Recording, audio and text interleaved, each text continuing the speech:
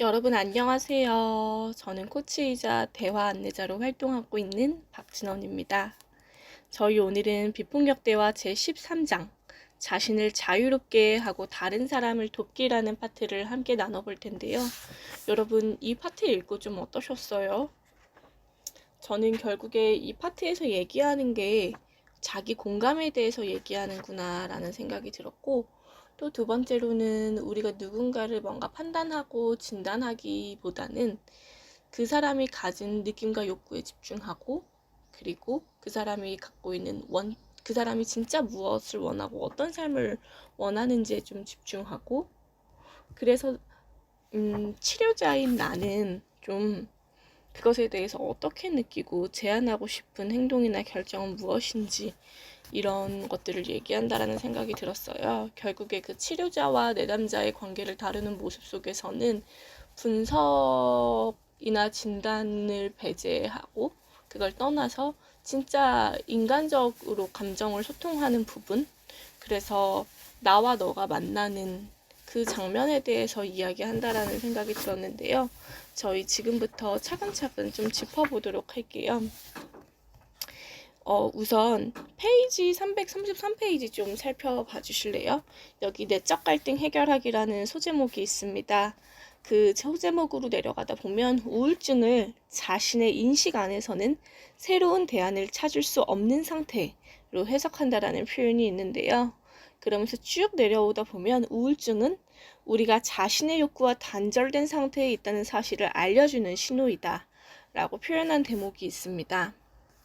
그러면서 페이지 331페이지에서는요, 어떤 한 사례가 나오는데요. 우리가 이 내면에 해야 한다와 같은 어떤 말이나 스스로를 평가하고 있는 말과 대비했었을 때 어떤 욕구를 갖고 있는지 주의를 기울인 다음에 어떤 변화가 일어났는지 이 사례를 통해서 살펴보면 좋을 것 같아요. 그래서 저는 페이지 331페이지에 있는 내용을 여러분께 쭉 리딩해 보도록 하겠습니다. 때때로 심한 우울증으로 고통받고 있던 한 여성이 MVC 교육에 참가했다. 나는 그녀에게 가장 우울하게 느낄 때 내면의 소리를 찾아서 그 소리들이 서로 이야기한다고 생각하고 그것을 대화의 형태로 써보라고 했다. 그 대화의 첫 두 줄은 다음과 같다. 목소리 1. 가로치고 직장 여성. 내 인생에서 무언가를 더 해야만 해. 나는 내가 받은 교육과 재능을 썩히고 있어. 목소리 2의 책임감 있는 엄마는 이렇게 얘기합니다. 그런 생각은 비현실적이야. 너는 두 아이의 엄마로서 할 일도 다 못하고 있잖아. 그런데 네가 어떻게 또 다른 일을 하겠다는 거야? 라고 직장 여성과 책임감 있는 엄마의 역할 사이에서 굉장히 갈등하고 있는 한 여성의 모습을 보여주고 있는데요. 다시 읽어보도록 할게요. 이들 내면의 소리가 해야만 한다. 교육과 재능을 썩히고 있다. 그리고 할 일도 다 못하고 있다와 같은 판단하고 평가하는 말들로 가득 차 있다는 사실을 주의해서 볼 필요가 있다. 그와 비슷한 대화가 몇 달 동안 이 여성의 머릿속에서 되풀이되고 있었다. 나는 그녀에게 직장 여성의 목소리가 MVC 약을 먹었다고 상상을 하고 직장 여성의 메시지를 다음과 같이 바꿔 말해보라고 했다. 무엇 할 때 관찰. 나는 무엇을 느낀다. 느낌. 왜냐하면 나는 무엇이 필요하기 때문이다. 욕구. 그래서 나는 지금 무엇을 했으면 한다. 부탁.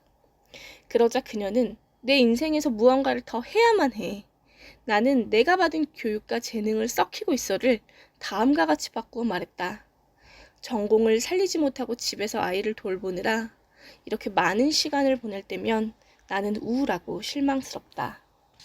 왜냐하면 나는 예전에 일하면서 느꼈던 성취와 보람을 경험하고 싶기 때문이다. 그러므로 이제 나는 시간제로라도 예전에 하던 일을 다시 했으면 한다. 라고 직장 여성의 목소리로 이렇게 스스로에게 관찰, 느낌, 욕구, 부탁에 입각해서 얘기해주고 있고요. 다시 책으로 돌아가 볼게요. 책임감 있는 엄마의 목소리도 같은 과정을 거쳐보았다. 그러자 그런 생각은 비현실적이야. 너는 두 아이의 엄마로서 할 일도 다 못하고 있잖아. 그런데 네가 어떻게 또 다른 일을 하겠다는 거야? 라는 말을 다음과 같이 바뀌었다. 다시 일하러 나간다고 생각할 때 나는 불안하다. 왜냐하면 나는 아이들이 충분한 보살핌을 받을 수 있다는 확신이 필요하기 때문이다. 그래서 내가 일하는 동안 아이들이 갈 수 있는 좋은 시설을 찾아볼 계획을 세우고, 또 내가 피곤하지 않을 때 아이들과 함께 시간을 보낼 수 있는 방법을 찾았으면 한다. 라는 식으로 책임감 있는 엄마의 목소리로 관찰, 느낌, 욕구, 부탁으로 얘기를 하고 있습니다.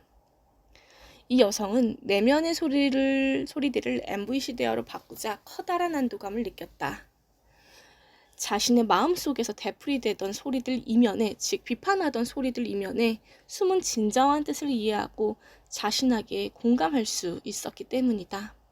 물론 여전히 아이들을 보살필 방안을 마련하고 남편의 지지를 얻어야 한다는 현실적인 과제가 남아있지만, 그녀는 이제 자신의 욕구를 인식하지 못하게 하는 비판적인 내면의 목소리 때문에 더는 괴로워하지 않아도 되었다.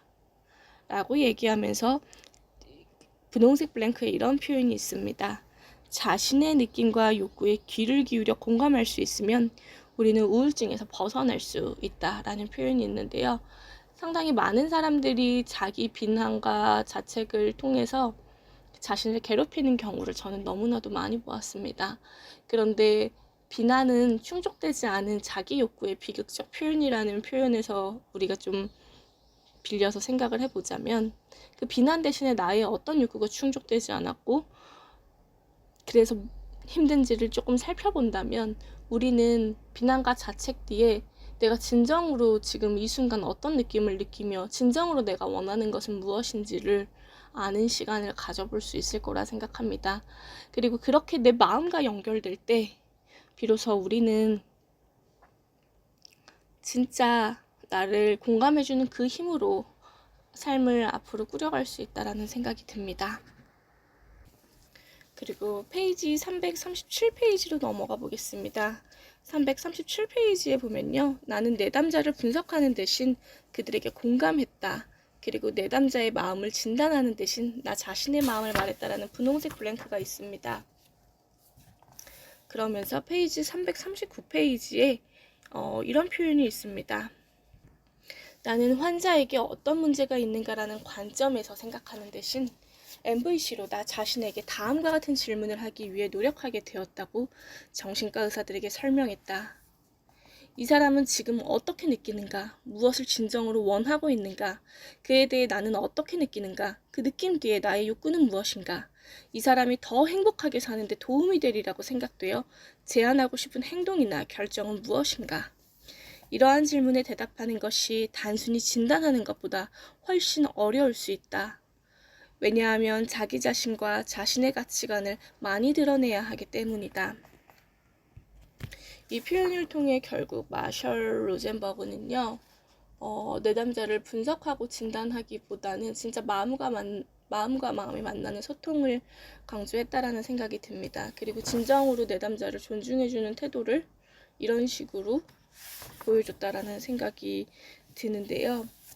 아무래도 우리가 판단하고 분석하고 진단하게 되면은 전문가의 위치에 있는 상황에서 더 그런 툴을 쓰게 되면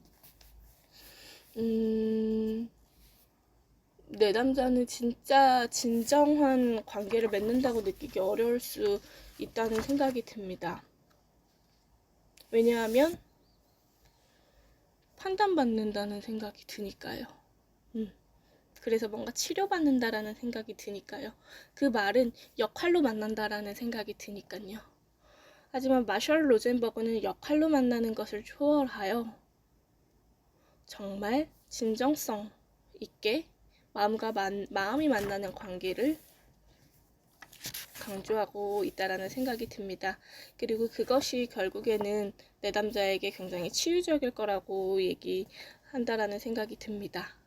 왜냐하면 직업적인 관계를 넘어 내담자와 진정한 상호 관계를 맺으며 상담하는 것이니까요.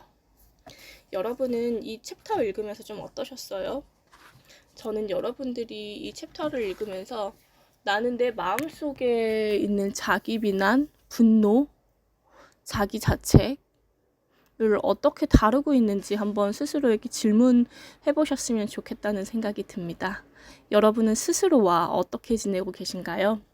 저희는 이제 마지막 장 14장에서 곧 뵙도록 하겠습니다.